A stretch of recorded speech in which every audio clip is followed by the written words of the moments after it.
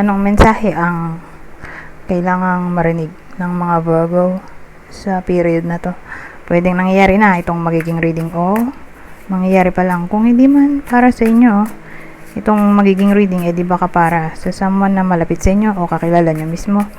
Baka may lumabas na gender mamaya. Gawin nyo na lang energy, masculine at feminine energy. Pwede rin naman na wag nyo nang pansinin ang gender. Hindi ko masasabi kung anong magiging reading, kung positive ba o negative. Depende sa kung anong mapipick up kong energy. Walang masama kung paano orin ang sun, moon at rising sign. Kasi baka alin man sa mga yan ay mag-resonate na sa sitwasyon nyo.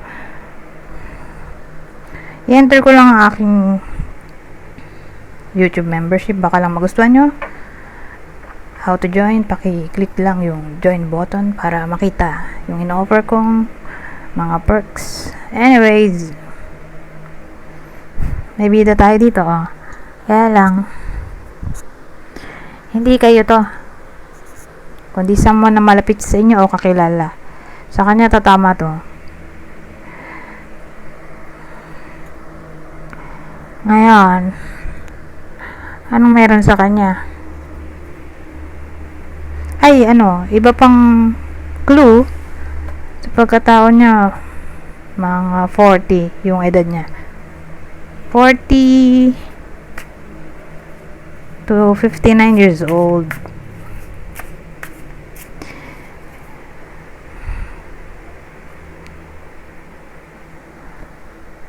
So, yun yung clue. Anong meron sa kanya? Sa 9 of Pentacles.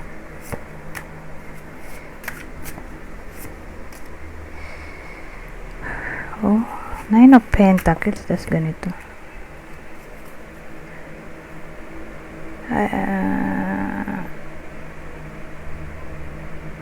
So, ibang detalye, lalaki. Lalaki yung ibang tao na sinasabi ko. Hindi kayo. Kundi, kakilala nyo o malapit sa inyo. Lalaki, single. Or, biyudo. O baka ito yung ex-husband. O ex-boyfriend ng iba sa inyo.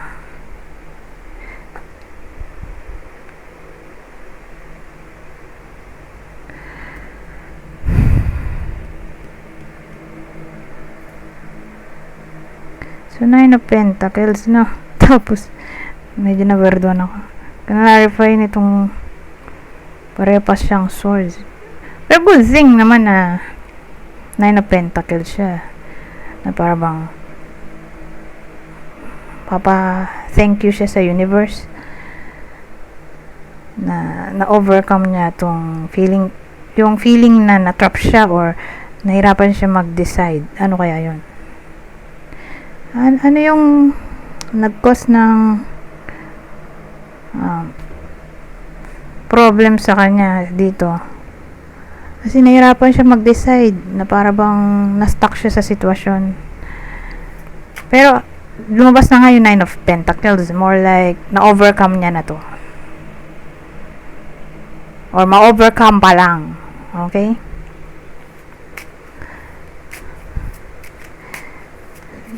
Tungkol saan kaya yon?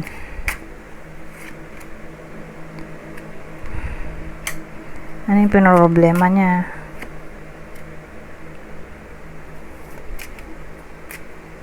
Lalaki, no?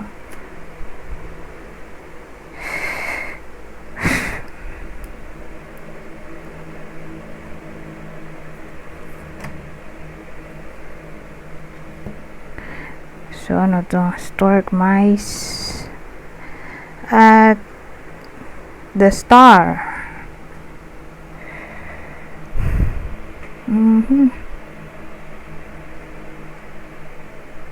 Ano yun? So, again, lalaki. Ito.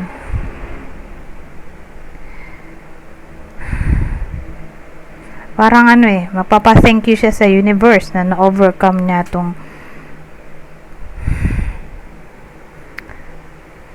obsession niya sa, may nagustuhan kasi siya dito or magugustuhan. Kaya lang red flag pala.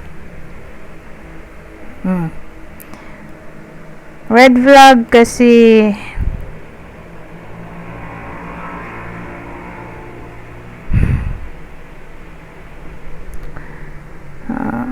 buntis na sa iba. Na-meet niya lang online, hindi niya akalain na buntis na pala yun. Pero ang pakilala sa kanya, hindi daw siya buntis or wala siyang anak. Single daw siya. Hindi niya sinabi single mom pala or buntis siya. Currently, parang nakaiwas siya dito sa toxicity or habang maaga pa lang, nakita niya na agad yung red flag. Pero more like online dating to.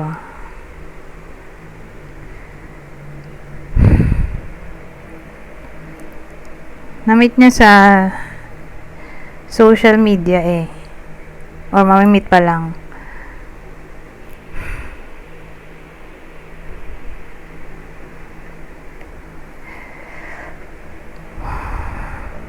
Ngayon, ibang case,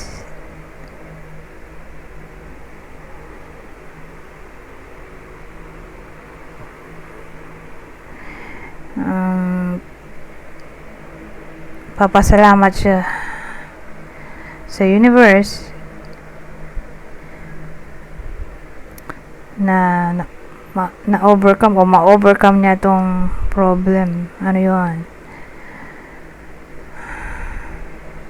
Kasi at first di siya makapag-decide na-stuck siya. Ano kaya yun? More like relocation. Nahirap ba siyang maghanap ng apartment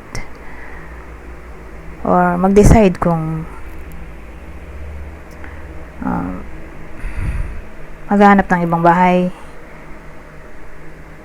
So case to case basis siguro dahil sa work, so, napalayo yung work sa bahay, kaya naghanap ng apartment. So again, case to case basis, ano pa,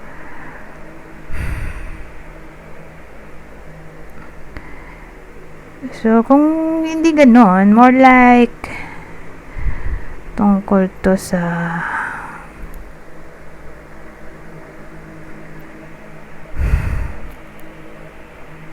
pagsi-self sabotage. So pag ganon, kasama dyan yung procrastination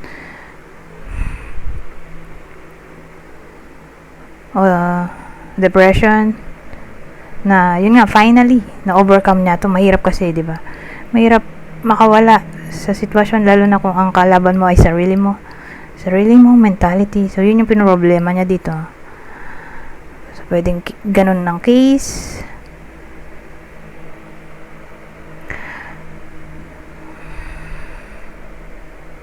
Or cheating. Na-overcome niya tong cheating.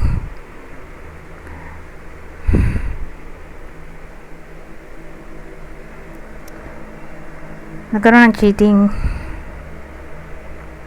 or someone else. Pero tatama lang to dun sa relasyon niya ay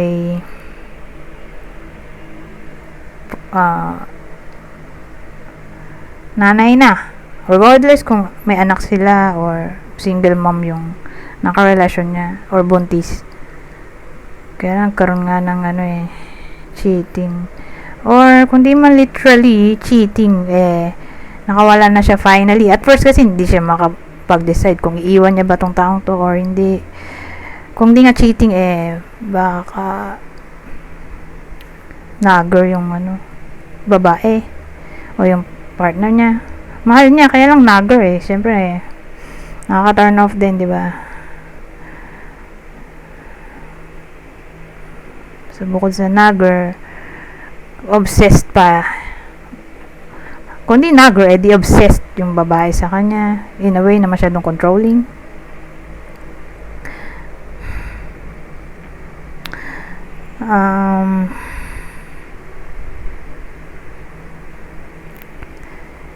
Ano pang ibang case dito?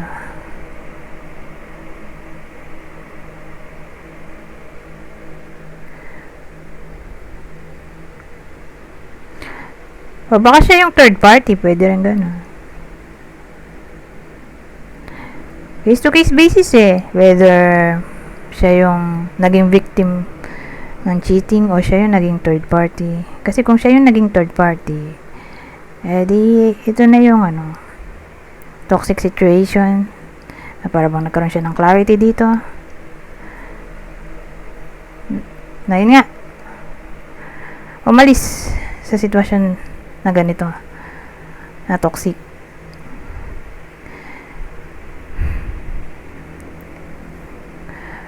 So ganun dating sa akin na para bang natauhan siya. So again, case to case basis.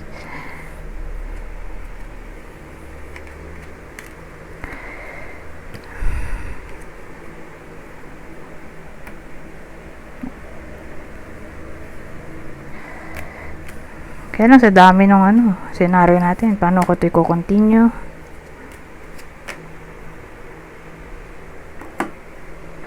Night of Wands. Ito na pala yun.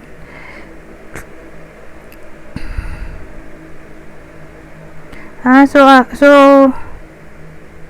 yun nga, at first sad siya dito. So sa dinami-dami ng senaryo yung naisip ko, sabihin natin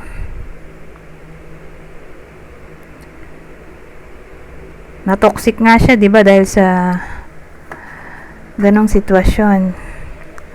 Nahirapan siya at first na mag-decide, na natrap siya, 'di ba? Na procrastinate siya at first kasi sad siya dito.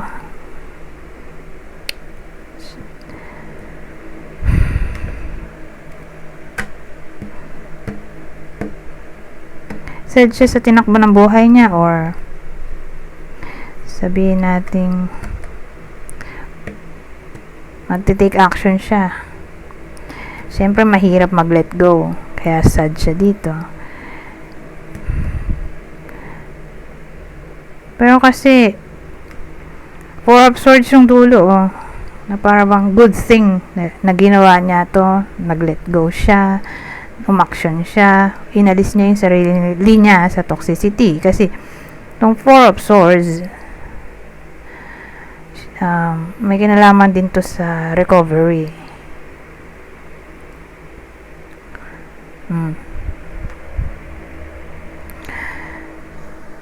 Na finally ma-rest niya na yung sarili niya mula dun sa depression, anxiety. Pero hindi nga madali ang lahat, syempre. Ganun talaga ang buhay. Normal lang na mahirap mag-adjust. 'Di ba? Mahirap ang change.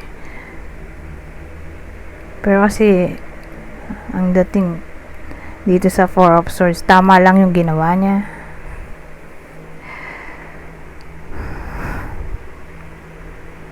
Kasi finally makakapagpahinga na siya sa mga pinoproblema niya, yung mentality niya, isip,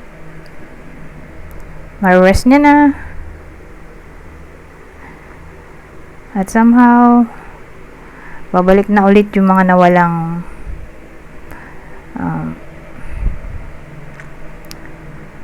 energy o confidence.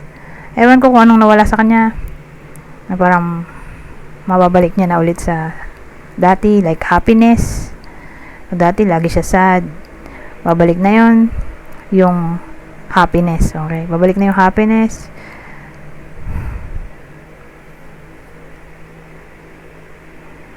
So ganun ang dating sa akin.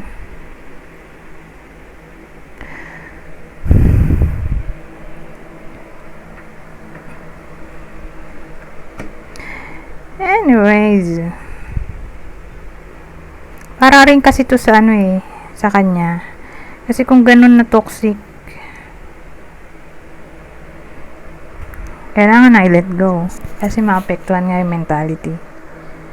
So pag naapektuhan yung mentality, mahirap makapag-desisyon, mahirap mag-isip, maapektuhan lahat. pakikisama mo sa ibang tao, pati trabaho. Kaya kahit mahal niya pa, tama lang. Kaya pala siya single ngayon, kasi kaka-break lang niya. Pwede rin ganun.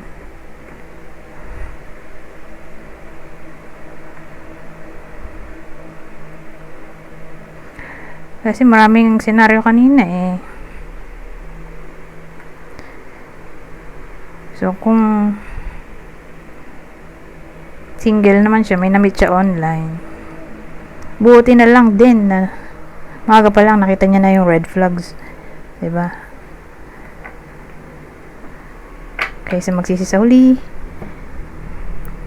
Na, yun nga, pwede rin kasing may karelasyon pala siyang iba. Tapos nagpapanggap siyang single. O ipaako sa kanya yung pregnancy. Diba? Mahirap. Lalo't di naman pala kanya. Asang-asa siya kanya, pero hindi. So, isa yun sa red flag. Or, syempre, mahirap yung ganong sitwasyon. Lalo't sabihin natin hindi pa siya stable yung career niya, pera. So, susuportahan niya yung anak ng babae sa kayong babae, di ba?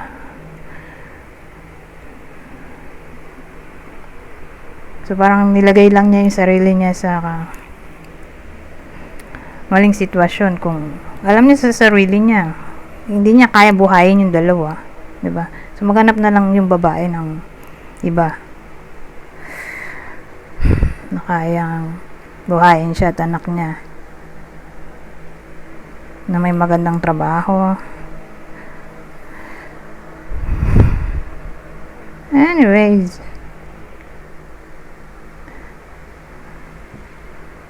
since marami naging senaryo natin, no? Kasi general reading to, di ko alam kung anong sitwasyon ng nanonood. So, kunin nyo lang yung info na sa tingin nyo fit sa sitwasyon nyo. So, dahil dyan, dahil rumble-rumble yung naging eksena, di ko na lalagyan ng clue. Mag-proceed na tayo dito. So, dito sa part na to, 2 card lang ang kukunin ko para mabilis. As in, wala akong gagamiting clarifier cards. Literal na mabilis lang yung reading para makarami tayo ng information sa kung anong pwedeng pang mangyari sa period na to. Clouds.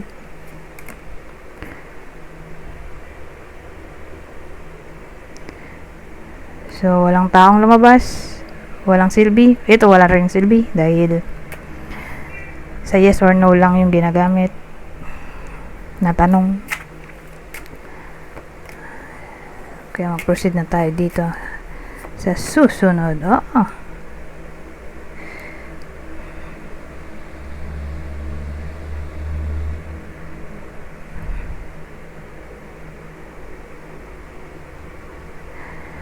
Tingin ko merong darating o baka dumating na mahirap kalabanin na kaaway.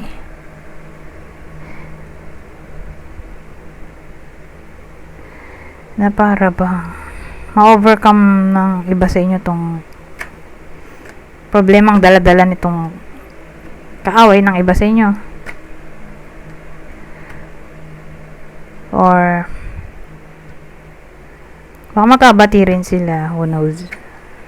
Pero again, may kaaway dito whether dumating na to o darating pa lang yung kaaway, na para bang may chance na maialis nyo yung sarili nyo sa sitwasyon. Okay? Para hindi na kayo mapahamak dito sa kaaway, or baka nga magkabati pa.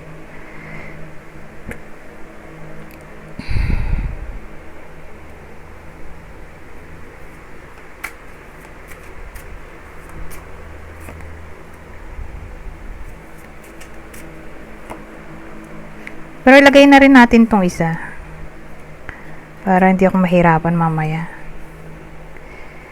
sa pag-aayos. Ay,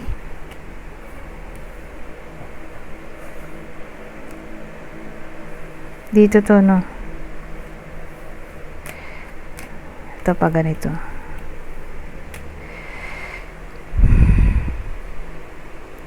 Oh. So, sa part na to, asahan natin ng success in all ventures daw, oh. Kahit dito, oh, successful speculations. Parang ano, kutob nyo or hinala ng iba sa inyo. Na para bang, sabi natin may tina-target sila or goal na makukuha nila yon, magiging successful. So, asahan na lang natin yung success in all ventures.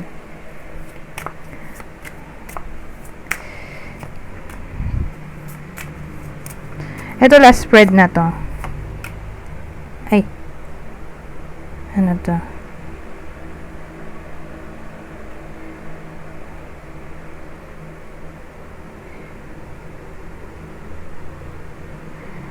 May paparating na good news. Kung meron man dumating na bad news, don't worry. Kasi, mare-reverse nyo yung bad news. Okay? Magiging good news siya in the end, or matuturn nyo yung bad news sa opportunity. Okay?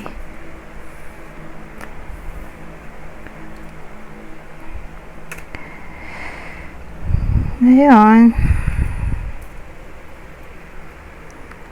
Punta na tayo dito sa last deck ko. Babasahin ko na lang tong part na to para mabilis. Kukuha lang ako ng 3 card. Kunin nyo lang yung info na sa tingin nyo fit sa sitwasyon nyo o sa kakilala nyo. General advice at prediction na to para sa week na to. Emotions.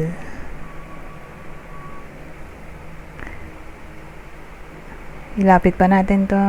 Yan. Emotions. Look deep within your emotions. True love.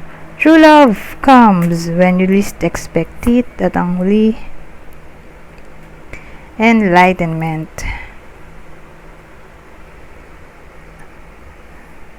So, sabi, with enlightenment, there is no separation. We recognize that we are one with the divine. Anyways, hanggang dito na lang. Goodbye for now.